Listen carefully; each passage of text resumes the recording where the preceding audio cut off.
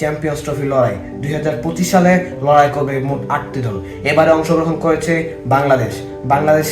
বাংলাদেশের শক্তিমত্তা কোথায়, বাংলাদেশ কি চ্যাম্পিয়ন হতে পারবে কি পারবে না তা নিয়ে আজকে পর্যালোচনা করব। আমরা 3টি ধাপে প্রমাণ করতে চাই যে বাংলাদেশ পরের রাউন্ডে যেতে পারবে কি পারবে না। 3টি ধাপ হচ্ছে ব্যাটিং সাইড, বোলিং সাইড এবং অলরাউন্ডার সাইড। বাংলাদেশের মধ্যে 3টি সাইড যদি বেটার হয়, 3টি সাইডে যদি ভালো পারফরমেন্স করতে হয়, তাহলে হয়তো বা বাংলাদেশ তাদের পরের রাউন্ডে চলে যেতে পারে।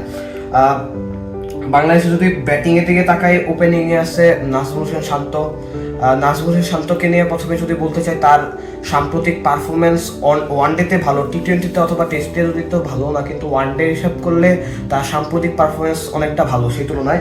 এবং তারপরে দেখতে পাই তানজিদ হোসেন তামিমের কথা। তিনি এই বিপিএলে ওডিওমান খেলোয়াড়ের খেতাব জিতেছেন। অর্থাৎ যদি ওপেনিং সাইডটা দেখি, তাহলে হয়তো বা বাংলাদেশ অনেকটা এগিয়ে থাকবে।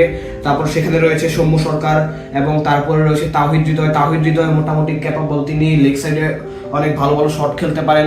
অফে হয়তো বা এতটাই স্ট্রং জোন তার নেই, কিন্তু ওয়ানডে ম্যাচ, সেই ম্যাচে রয়ে খেললে হয়তো বা তিনি সেই বলগুলো পাবেন এবং সেখান থেকে খুব ভালো একটা থ্রো দিতে পারেন বাংলাদেশকে।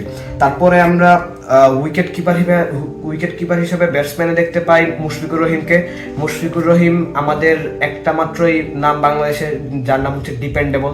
সেই ডিপেন্ডেবল মুশফিক হয়তো বা তিনি তার রোল প্লে করবেন এবং বাংলাদেশকে ভালো একটা অবস্থায় নিয়ে যাবেন। এবারে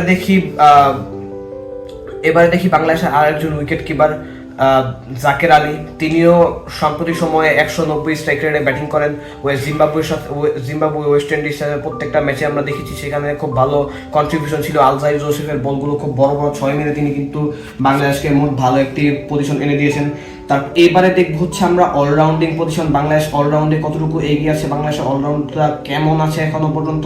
বাংলাদেশের অলরাউন্ডে হচ্ছে বর্তমান আছে মেহেদী হাসান মিরাজ, মাহমুদুল্লাহ রিয়াদ, সৌম্য সরকার।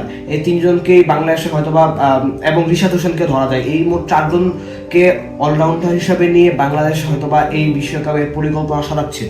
বাংলাদেশের যদি চারজনের মধ্যে থেকে সৌম্য সরকার খেলবেন টপ অর্ডারে।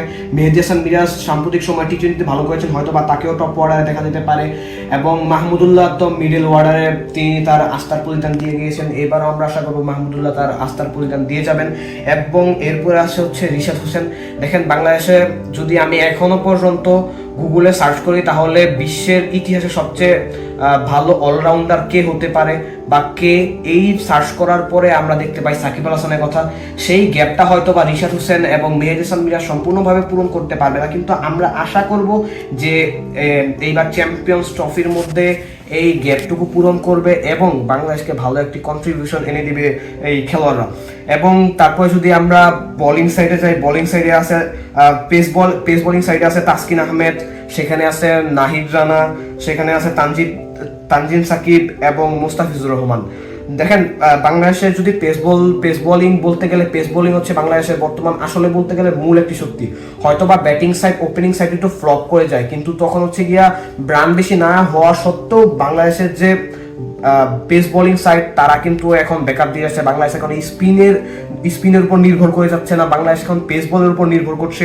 সেই রকম তাসকিন তার ক্যাপাবিলিটি দেখাচ্ছেন। যদি নাহিদ রানা জ্বলে উঠতে পারে, তাহলে হয়তো বা বাংলাদেশের খেলা উন্নত হতে পারে। একদিক দিয়ে আমি এর পক্ষে অবস্থান করি না যে নাহিদ রানাকে চ্যাম্পিয়ন্স ট্রফিতে এত বৈশ্বিক এত বড় একটা আসরে খেলানো উচিত, আমি বলে মনে করি না। কারণ তিনি কিন্তু এখনো ওয়ানডেতে 20টি ম্যাচও কিন্তু কমপ্লিট করেননি, তার অভিজ্ঞতা হয়তো কম। কিন্তু আমি আশা করব যে নাহিদ রানা খুব ভালো কন্ট্রিবিউশন করবেন, কারণ দেখেছি আমরা শারজাতে তিনি আফগানিস্তানের বিপক্ষে খুব ভালো পারফরমেন্স করেছেন এবং পাকিস্তানেও কিন্তু তিনি ভালো পারফরমেন্স করেছিলেন টেস্টে। আমরা আশা করব হয়তোবা যারা সিলেকশন প্যানেল ছিলেন তারা হয়তোবা তাকে সেটা দেখেই নিয়েছেন।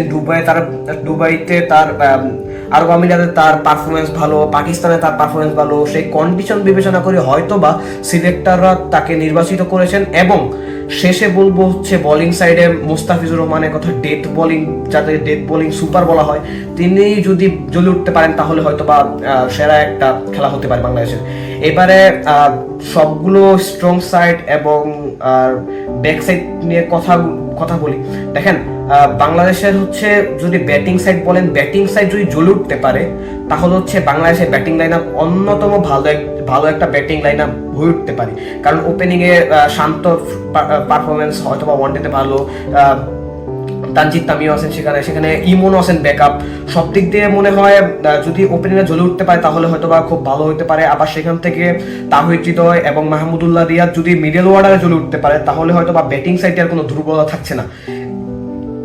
এবং ফিনিশিং রোলে যদি জাকের আলী শেষের 10টা ওভারে যদি 90টি রান অথবা 80টি রান যদি তিনি নিয়ে আসতে পারেন তাহলে হয়তো বা দেশের জন্য আরো ভালো।